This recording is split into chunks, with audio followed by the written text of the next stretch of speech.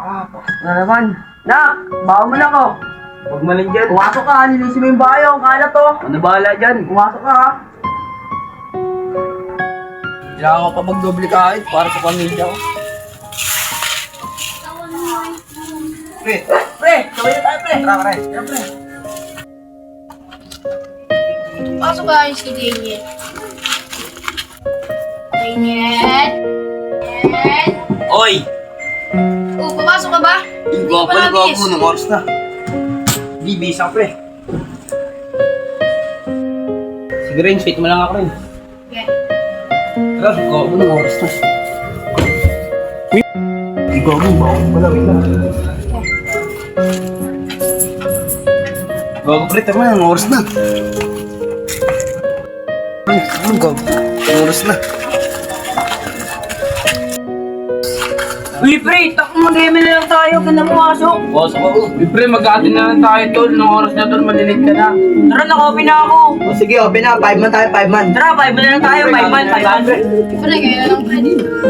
Pasok ka. Tara, Pumusok sa mga bago pre. Okay, wala, hindi nga, pasok na ako. tara pre, open na. Grabe naman si Daniel. Ninintay ko kung magkakating rin pala. Pre, tower lock, punta na tayo, isa. Sige, Nice one, nice one. Ano pre, sabi sa'yo, sarap magkating eh. Kalima tayo panalo. Di bukas dito na ako pre. Boss ulit ah. Ingat ka dyan tol. Pre, bukas ulit. Sayang si Daniel, di pumasok. Ang dami pa naman namin ginawa kaganina. Bago na sa trabaho pre. Oo nga pala, kapagod parang lalagdating na ako ngayon pre. Dali pre, pahinga mo muna yan pre. Oo nga pala, nakarampa to pre. Siguro pre, pati ka sa bilara ko Oo nga ano pre. Sorry, ito si Daniel. Pumasok ba? Hindi ko, nagkating ko eh. Ay, ganun ba? Sige, ako bahala dun. Grabe ang anak ko pre. Napagod na pagod na sa trabaho, nagka-aping pa. Pre, ako ngayon ka, pahinga ka na muna. Pre, dito na muna ako pre. Pre, pre ah. Nakakapagod sa trabaho. Ang kalat ng bahay ah. Daniel! Wala kayo na. Kalat ng bahay mo sinahin na kaya? Pagod. Ay na, tagal ni Daniel ah. Tay, diyan ka na pala tay. Saan ka galing? Masok tay. Ang kalat ng bahay oh. Di ka daw pumasok ah. Masok ako tay. Sabi ni Lawrence, di ka daw pumasok. Masok ako tay. Upo ka dito.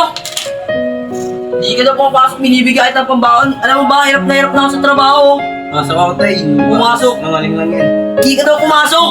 Lumayas ka dito sa bahay na to. Wala kang dulot dito. Lumayas ka. Nakakwait ang tatay. Ba't niya kaya nagbuhat tayo?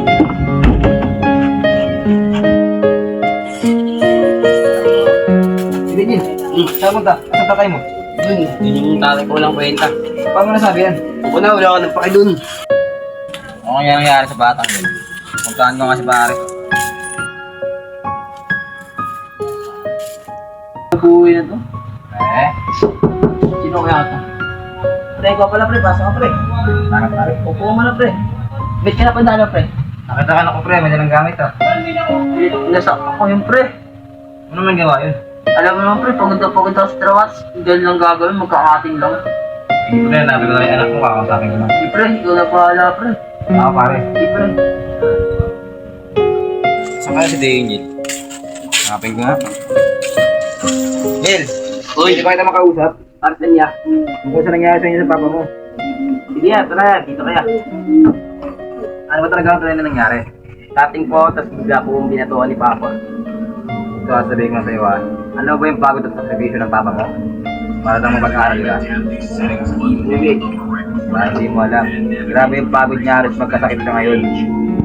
Totoo ba yan? Oo. Sige, mabalik ako din niya kakausap. Tatay. Ako ah. Salamat sa bahay ah. Kaya si tatay. Grabe pa rin yung pagod na dinanas niya dun. Tayin ko nga. Tay. Look, ikaw pala na. Tay, balita ko po. Ano ka daw po? Nagkasakit ka daw po. Oo na.